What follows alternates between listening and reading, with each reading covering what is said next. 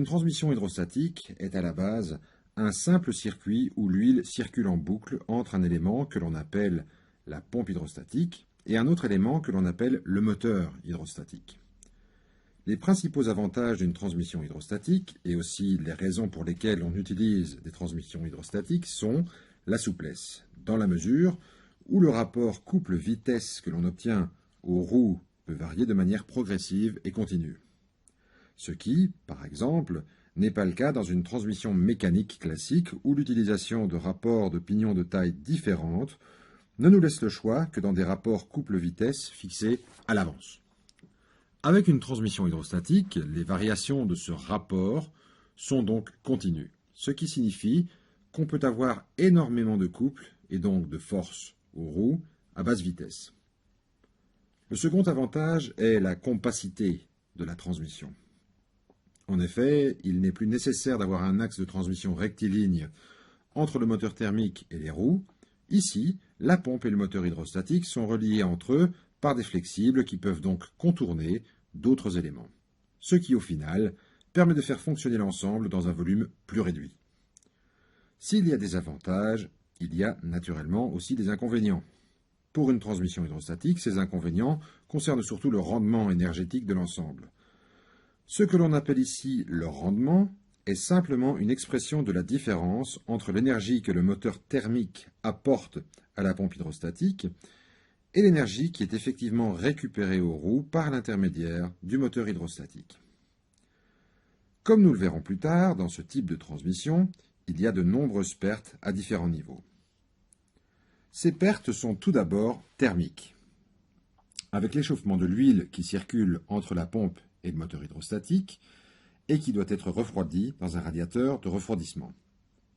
Ensuite, des composants comme la pompe hydrostatique et le moteur hydrostatique ne sont pas parfaits, dans le sens où, en interne, au niveau des composants qui sont en mouvement comme les pistons, le barillet ou le miroir, il existe de légères fuites qu'il est alors nécessaire de drainer vers le réservoir hydraulique pour permettre le bon fonctionnement du composant à travers le temps.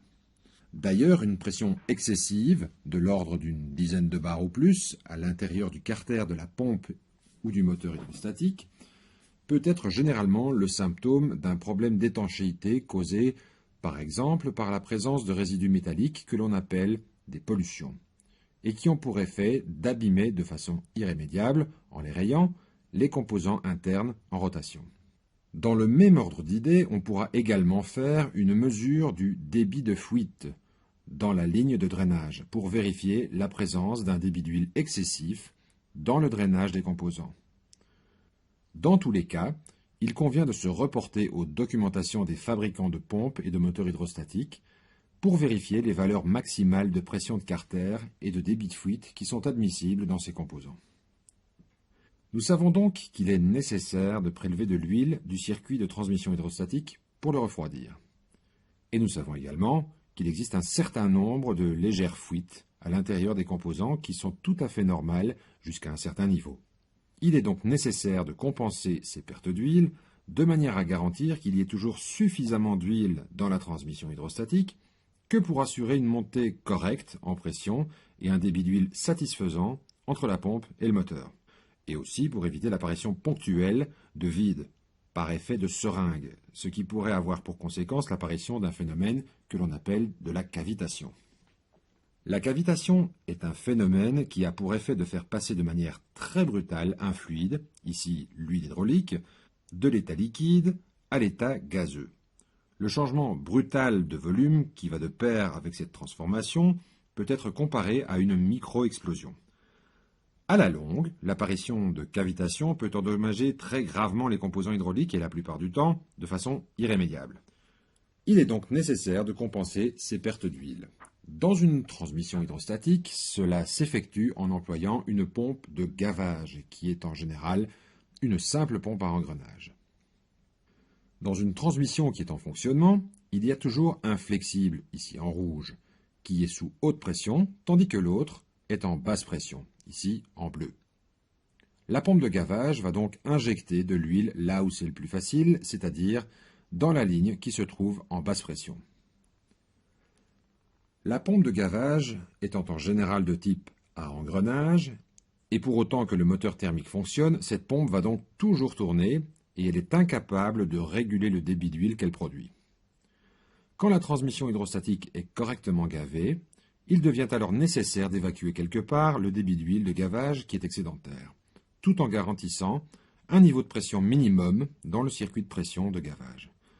On prévoit donc d'évacuer cette huile excédentaire par l'intermédiaire d'un limiteur de pression, qui est un composant hydraulique dont la fonction va être de garantir un niveau de pression maximum dans le circuit qui l'alimente. En général, cette pression se situe entre 20 et 30 bars. L'autre orifice du limiteur de pression étant quant à lui relié au réservoir hydraulique. Dans beaucoup de cas, la pompe de gavage est volontairement surdimensionnée, de sorte que l'on ne se contente pas de ramener le débit d'huile excédentaire au réservoir hydraulique par l'intermédiaire d'un limiteur de pression, mais on utilise ce débit excédentaire pour alimenter en huile d'autres composants hydrauliques, pour lesquels une pression d'huile relativement basse, comme la pression de gavage, est suffisante pour fonctionner. Il va donc s'agir en général de circuits d'assistance ou de pilotage hydraulique qui vont utiliser la pression de gavage pour, par exemple, aider à faire bouger le tiroir principal d'un distributeur hydraulique, ou pour assister une électrovanne à changer de position. Dans de nombreux cas, cette pression de gavage est également utilisée pour piloter la pompe hydrostatique afin qu'elle donne du débit d'huile vers le moteur hydrostatique.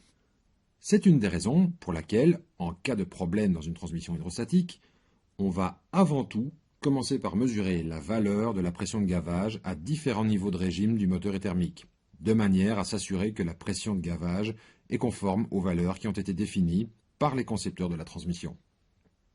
Au cours de l'utilisation d'une transmission hydrostatique, il pourrait arriver que les roues se bloquent brutalement, ou qu'il y ait une surcharge brutale causée, par exemple, par un obstacle. Dans ces conditions, la pompe hydrostatique continue à fournir un débit d'huile très important, tandis qu'à l'autre extrémité, le moteur hydrostatique, qui est solidaire des roues, ne peut pas absorber ce débit d'huile qui lui arrive de la pompe puisqu'il ne peut plus tourner. Dans le flexible, qui est sous haute pression, se crée alors très brutalement une surpression de plusieurs centaines de bars qui pourrait endommager les composants de la transmission hydrostatique. Nous allons voir plus tard qu'il existe généralement des composants qui vont pouvoir piloter la pompe hydrostatique de manière à ce qu'elle réduise rapidement, jusqu'à l'annuler, son débit d'huile vers le moteur hydrostatique. Cependant, ce mécanisme-là va prendre un certain temps pour agir, de sorte que, dans le cas de figure que l'on évoque ici, il serait peut-être déjà trop tard. Il nous faut donc ici une solution qui puisse agir très rapidement pour limiter les surpressions excessives dans le circuit hydrostatique. Nous allons donc à nouveau faire appel à un composant que l'on a découvert dans le circuit de gavage, le limiteur de pression. Sauf que, dans ce cas-ci, on parlera des limiteurs, puisqu'ils sont deux. Ces limiteurs vont avoir la capacité de s'ouvrir très rapidement dès que la pression dans le flexible, qui est sous haute pression, atteint une valeur beaucoup trop élevée, par exemple de l'ordre de 380 bars ou plus. Quand ce limiteur de pression s'ouvre, cela va avoir en quelque sorte l'effet de court-circuiter hydrauliquement la pompe sur elle-même, de sorte que le moteur hydrostatique ne recevra plus le débit d'huile. De cette manière, on limite très efficacement les surpressions excessives dans le circuit et les composants de la transmission hydrostatique. Ces deux limiteurs de pression portent en général le nom de limiteur haute pression, que l'on va abréger en limiteur HP. De l'huile hydraulique, qui circule en continu dans le circuit fermé que forment la pompe et le moteur, va avoir tendance, à la longue, à chauffer de manière très importante. Cette montée en température est due à l'effet combiné de la haute pression et du phénomène de friction de l'huile contre les parois des composants qui constituent la transmission. Cette friction, à la longue, a un pouvoir abrasif, de sorte que des particules métalliques, que l'on appelle des pollutions, peuvent se retrouver dans le flux de circulation d'huile et donc on prend alors le risque d'endommager plus gravement d'autres éléments de la transmission. Pour toutes ces raisons, il est nécessaire de refroidir l'huile et il faut la maintenir dans un état de propreté satisfaisant en la filtrant. On va donc créer une sorte de fuite artificielle qui va prélever de l'huile au niveau du